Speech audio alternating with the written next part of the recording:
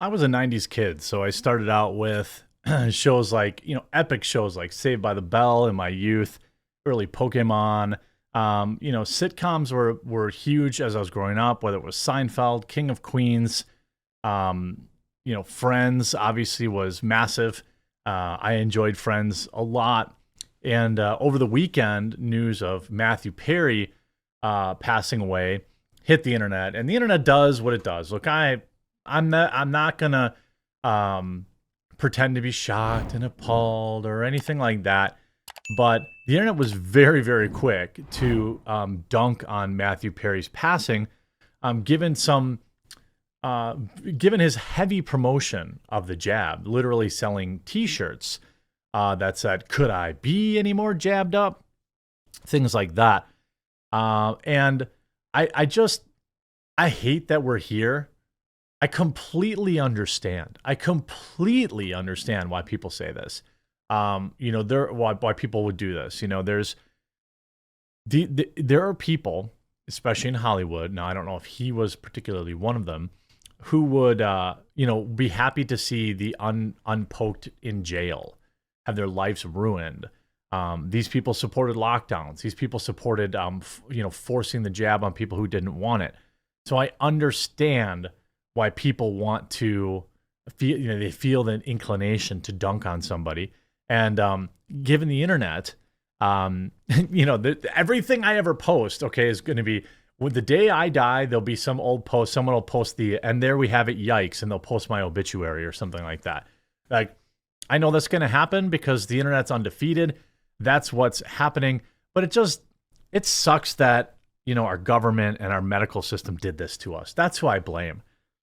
I don't think that our medical system here in the United States and maybe in the West has been any less trusted. The trust for it has been at an absolute rock bottom. We have celebrities like Stephen Colbert, Matthew Perry, and others, Jamie Kimmel, telling regular everyday Americans to go out there and get the jab or their, piece of garbage, things like that. I don't support that. But within, I don't know, minutes of the announcement happening, the internet absolutely torching him over an old post that he put out. You see Robbie Starbuck. Matthew Perry has passed away at age 54. The call was for suspected cardiac issue.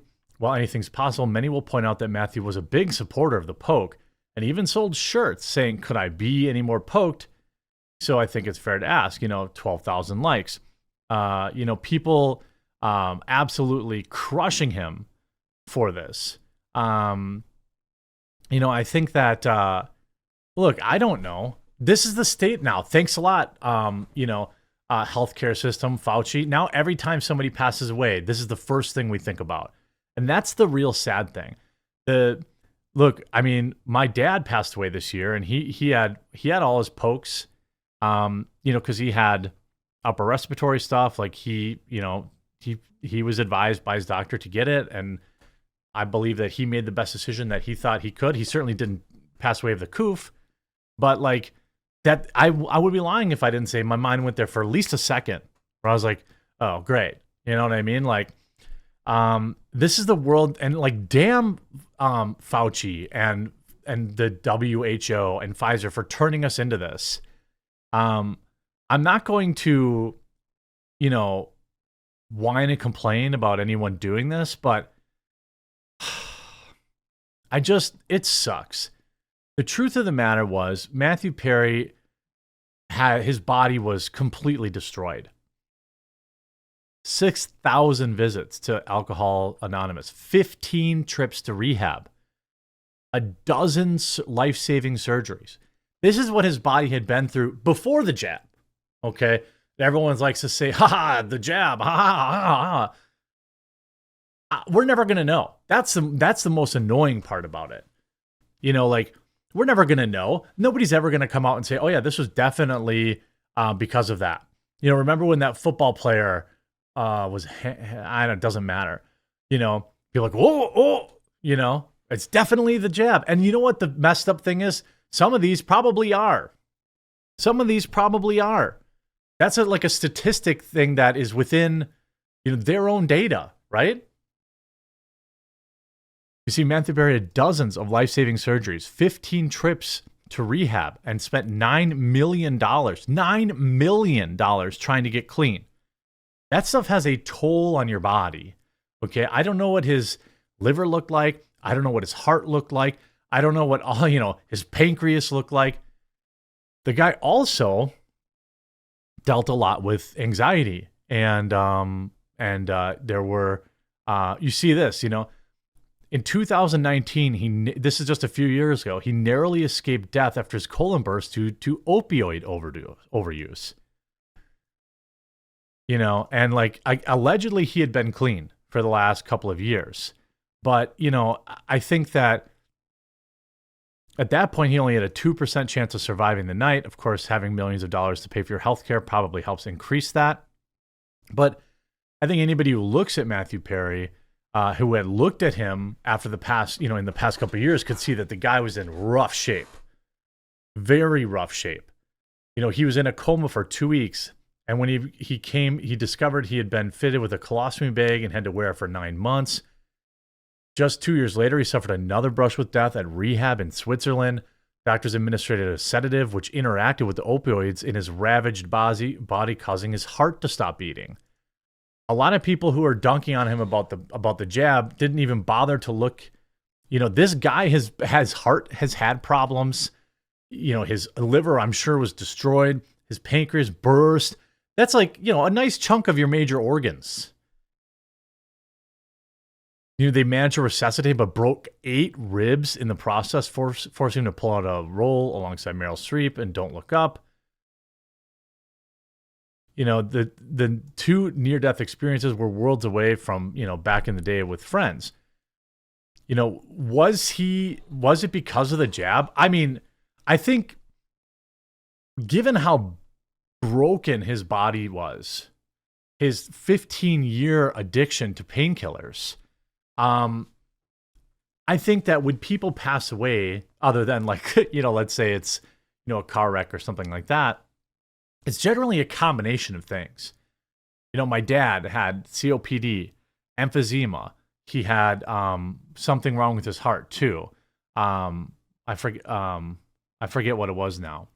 And when he passed away, it was like, how could I possibly say, oh, it was definitely because of the jab? He had smoked 2 packs a day for 40 years or 30, 40 years or whatever it was. He didn't exercise. He didn't take care of himself.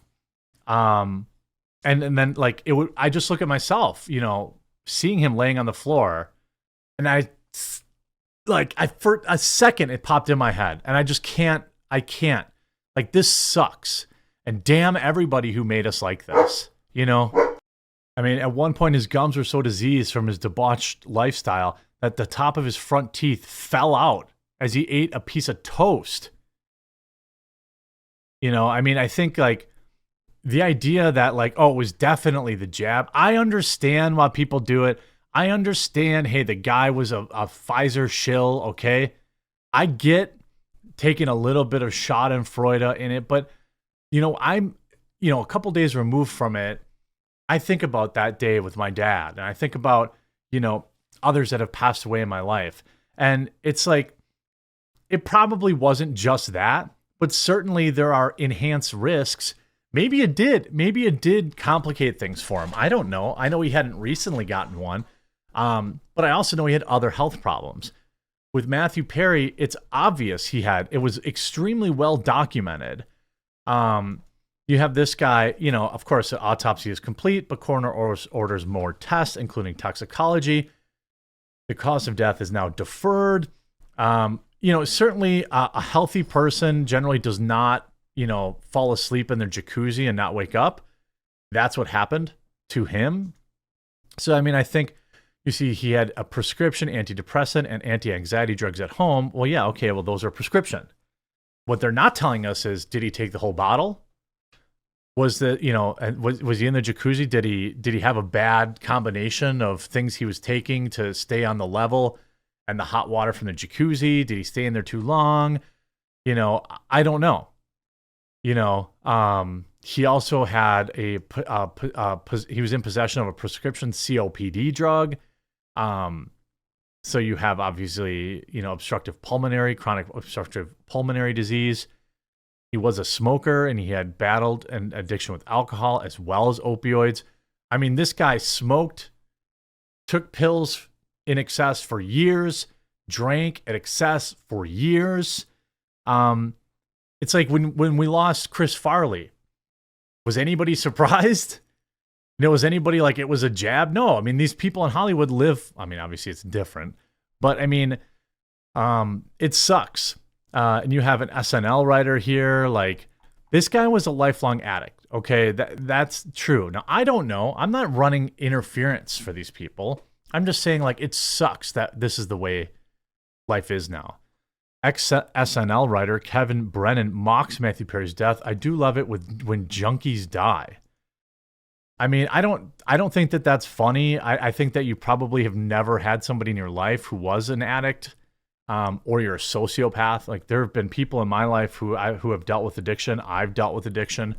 I have a very addictive personality. I was hooked on pills for a while in my 20s.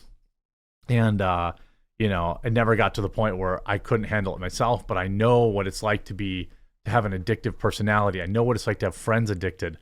And, you know, I guess people are allowed to make jokes. I'm not going to joke police this guy, but, you know, I think that it's pathetic, you know, drown in a hot tub. Ha, ha, ha, ha, ha. I'm not sure that that's funny. You know, people talk about the thing he said about Keanu Reeves. He was not a great person, I don't think, Matthew Perry. I assume, you know, I never saw him doing any great things, but I'm sure people around him loved him.